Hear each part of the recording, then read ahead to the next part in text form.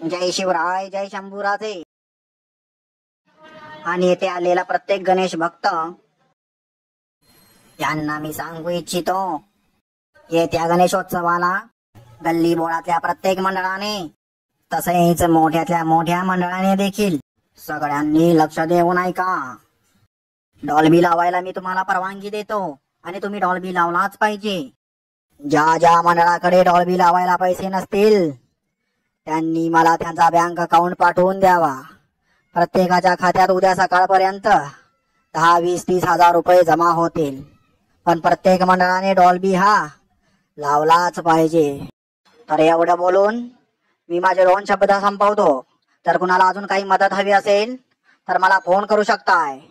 गणपती बाप्पा मोरया. गणपती बाप्पा मोरया.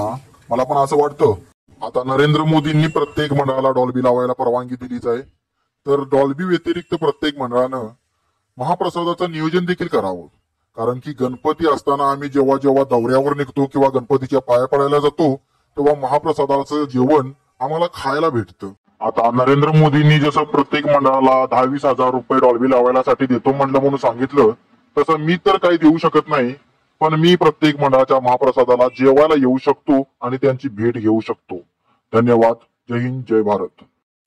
तर मी ट्रम्प तात्या तुम्हाला सांगू इच्छितो, जसं नरेंद्र साहेबांनी राहुल साहेबांनी सांगितलं की डॉल्बी आणि महाप्रसाद झालाच पाहिजे, तसंच मी पण आमच्या अमेरिकेकडून फुल ना फुलाची पाकळी तुम्हाला देऊ इच्छितो. महाराष्ट्रामधले जे गणेशोत्सव असतात खूपच मोठे, खूपच भयंकर असतात.